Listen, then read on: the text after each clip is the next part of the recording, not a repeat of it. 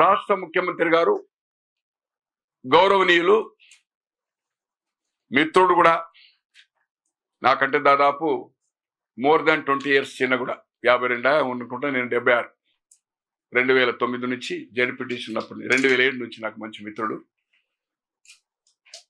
Dynamic గా పనిచేస్తున్నాడు బ్రహ్మాండంగా. ముఖ్యమంత్రి కాకముందు రేవంత్ రెడ్డి గారిని చూశాను, ముఖ్యమంత్రి అయినాక చూశాను. కల్వల ఫంక్షనింగ్ లో కంప్లీట్ ఆకాశానికి భూమి ఎంత తేడా ఉందో సూర్యుడు చంద్రుడికి ఎంతో అంత తేడా కనిపిస్తుంది. ఎవరు ఊహించనంత. ఒకటి 6 సూత్రాలు ఏదైతే కార్యక్రమాలు పెట్టిండో అమలు చేయడంలో కానీ, కక్ష సాధింపు చర్యలకు పోకుండా ఒక్కొక్కటి ఒక కమిటీ వేసి వాటిని ఒక్కొక్కటి వెలికి తీస్తూ మీ మీడియా ద్వారా ఏదైతుందో ప్రజలను కళ్ళు తెరిపిస్తా ఉన్నాడు. అన్నా మాట్లాడద్దన్నా, కళ్ళు తెరిపిస్తా ఉన్నాడు. కానీ ధరణి ఇష్యూలు ఏదైతుందో ఒక ప్రిస్టేజ్ కమిటీ వేశారు వారు. దాంట్లో చాలా మంది ఇబ్బంది పడ్డారని చాలా పార్టీలు కూడా ఏదైతుందో ధరణిలో బాగా లొసుకున్నాయని. దాంట్లో ఒక 2,50,000 మంది దాదాపు కొన్ని లక్షల ఎకరాలు ఏదైతుందో డిస్ట్రిబ్యూట్ ఉంది. అది రేపు తేలిపోతుంది లెక్క. నిన్నటికి స్టాప్ అయింది అనుకుంటా ఈ కోడ్ వచ్చి రావడం వల్ల. కానీ ఈ కమిటీ సభ్యులైన మా మిత్రుడు 73 నుంచి కోదండ రెడ్డి గారు ముషిరాబాద్ కాన్స్టిట్యున్సీ నుంచి 94లో 89లో 2 సార్లు ఎమ్మెల్యే అయ్యారు. చాలా సీనియర్ నాయకుడు. సిటీ కాంగ్రెస్ కన్వీనర్ చేశాడు, ఎంప్లాయ్మెంట్ బోర్డు మెంబర్ చేశాడు, ఎన్నో చేశాడు. నిన్న బొమ్మరాజుపల్లెకి పోయి 14th వెళ్ళి ఎవరైతే దొంగలు రైతు సంఘం పేరు మీద 920 ఎకరాలు మొత్తం మీకు దాంట్లో ఉంది 1049 ఎకరాలు 65లో 129 acres వాళ్ళ బంధువులైన బలరామకృష్ణ అని 57 నుంచి 62 మచిలీపట్నం ఇప్పుడు గుడివాడ అంటారు లోకసభ సభ్యునిగా ఉండే అతను 1965లో ఆయన వారసులు 21 మంది మీద ఆ ల్యాండ్ కొని మొటేషన్ సేల్ డీడ్ చేయడం జరిగింది. 920 acres. ఇక మిగతా 129 ఆయన కజిన్స్ బంధువులైన జగ్గయ్య పార్సారథి ఇంకెవరు ఉన్నారు, ముగ్గురి పేరు మీద 129. వాళ్ళు సపరేట్, ఇది సపరేట్. ఆ 129 acres ట్యాంపరింగ్ కాలేదు.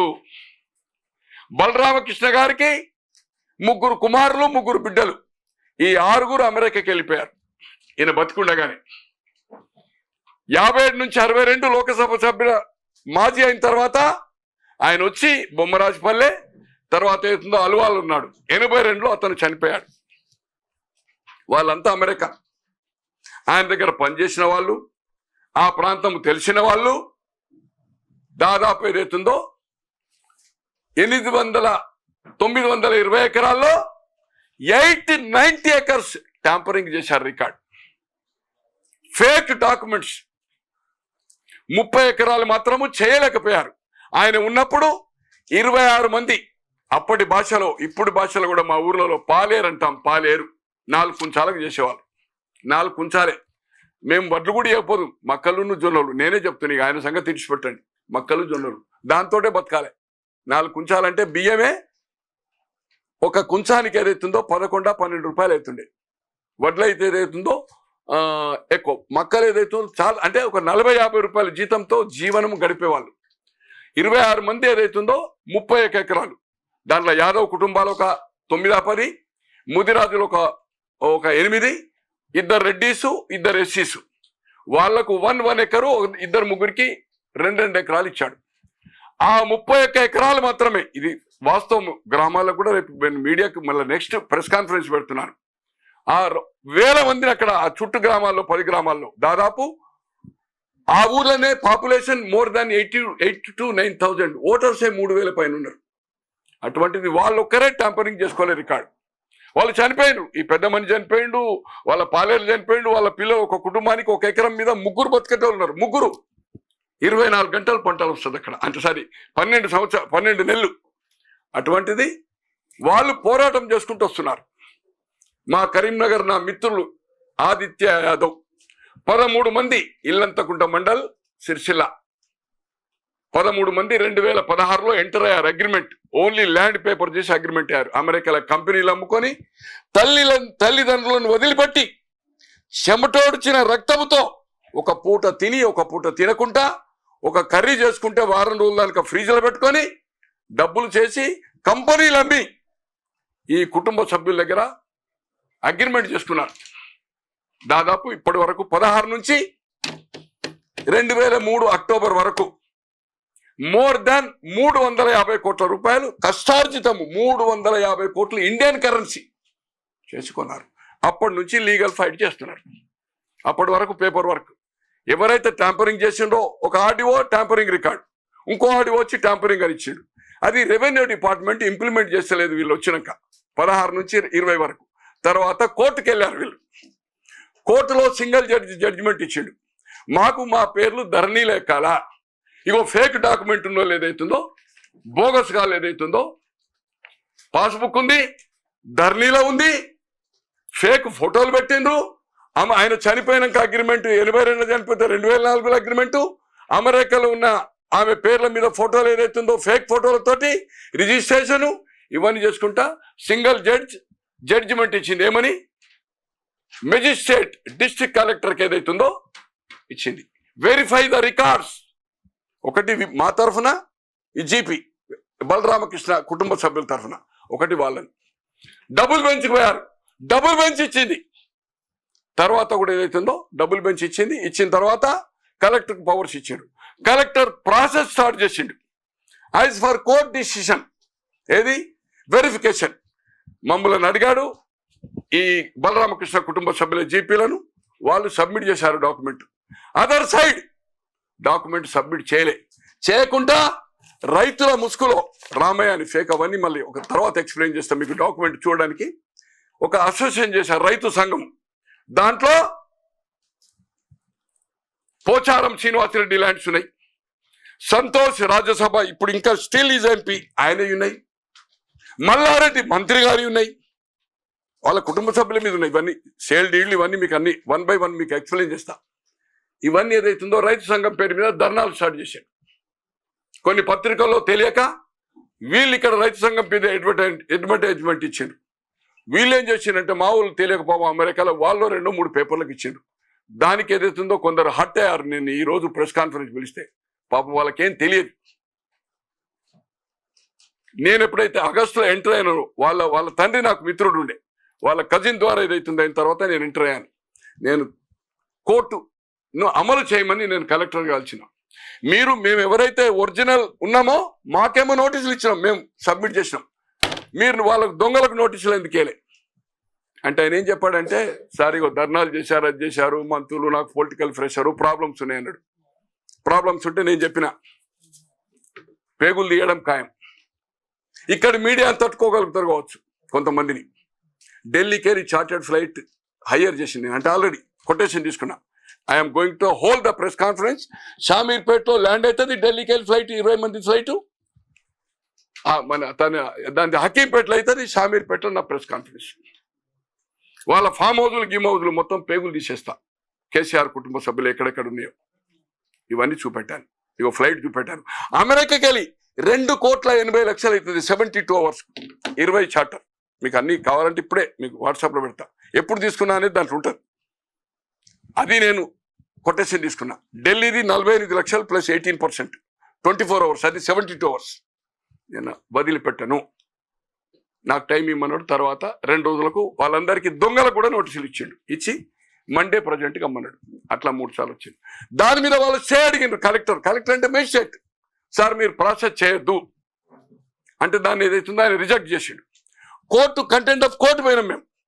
కోర్టు విజయసేన్ రెడ్డి గారి జడ్జి 2 సార్లు కలెక్టర్ అటెండ్ కాలే. ఎందుకు అమలు చేయడం లేదు కోర్టుది కారణం. 3వ సారికి ఆయన అటెండ్ అయ్యాడు కలెక్టర్.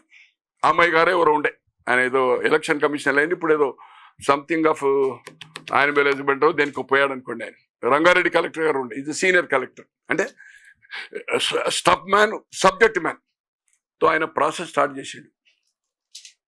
అతనిపై అధికారంలో ఉన్న ఈ సంతోష్ లాంటి వాళ్ళు మీకు మేము హెల్ప్ చేసినాం, ఎట్లా ప్రాసెస్ స్టార్ట్ చేస్తాం సార్? నాకు సర్వీస్ రిమార్క్స్ వస్తాయి, కోర్టు బోన్లో నిల్చున్నా, నేను కోర్టు డైరెక్షన్ ప్రకారం నేను చేస్తున్నా.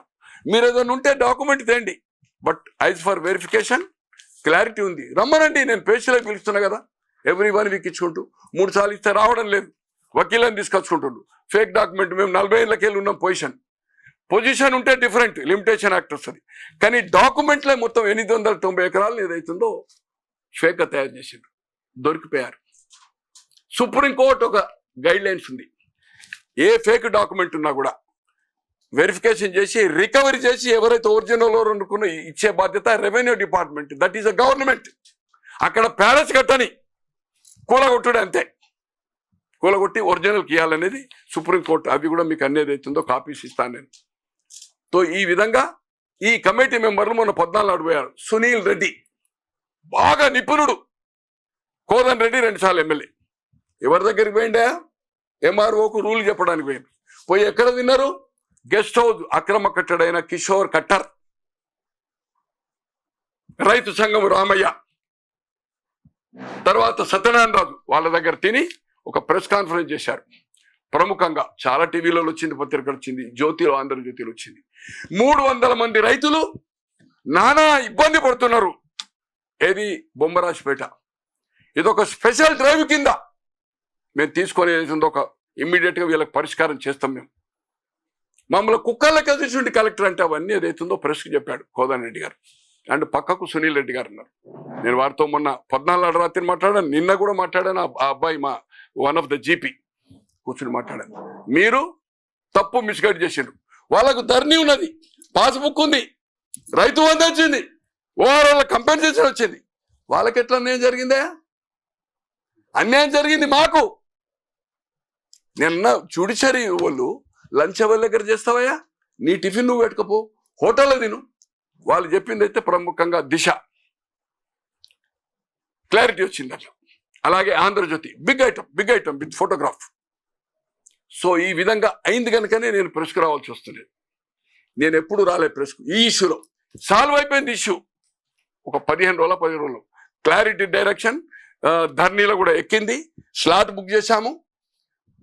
హరిహరాదులు ఆకాశం భూమి ఒకటైనా దేశంలో ప్రధాని 29 ముఖ్యమంత్రులు కాదు, ఐక్యరాజ్య సమితి 180 200 దేశాల ఒక ఉంటుంది కదా ఐక్యరాజ్య సమితి అని యూనియన్, వచ్చి కూడా వీళ్ళని రక్షించలేదు దొంగలు అనడానికి ఏదైతుందో మీకు. దీన్ని ఏదైతుందో నేను 4-5 రోజులు ముఖ్యమంత్రి గారి దగ్గరికి వెళ్ళి, ఇది వాల్యుబుల్ ల్యాండ్, దీంట్లో ఈ ల్యాండ్ మాకేం ఫేవర్ అవసరం లేదు, ఐజ్ ఫర్ కోర్ట్, ఐజ్ ఫర్ రికార్డ్, కావాల్సిందే రికవరీ చేసి మీరే ఇవ్వాలా. మేము ప్రజాహితం కోసం, ప్రభుత్వము లోటు బడ్జెట్లో ఉంది, ఇబ్బందుల్లో ఉన్నది, ఒక 100, 150, 200 కోట్లది ఒక మంచి అంటే వాల్యూ ఆఫ్ ల్యాండ్ ఒక ప్రాజెక్ట్ కోసం అక్కడిచ్చి, ఇవాళ గెస్ట్ హౌజులు కేంద్ర మంత్రులు రాని, రాష్ట్ర ముఖ్యమంత్రులు అని ఎక్కడ ఉంటుండే హోటళ్ళలో. ఇంతకుముందు గెస్ట్ హౌజులు ఉండేవాళ్ళు, కార్లు పెట్టుకోవడానికి జాగలేదు, గెస్ట్ హౌజులు అన్ని బూడిద కుంపలైనవి. లేకి ఒక దిక్కు, దిల్షుగా ఒక దిక్కు, ఆ గ్రీన్ ల్యాండ్స్ రోడ్ వెండరింగ్లో పోయింది. తో ఏదైనా ఒక మంచి ప్రోగ్రాం కోసం, ప్రజాహితం కోసం అక్కడ మేము ప్రభుత్వానికి కూడా డొనేట్ చేయడానికి తయారుగా ఉన్నాం.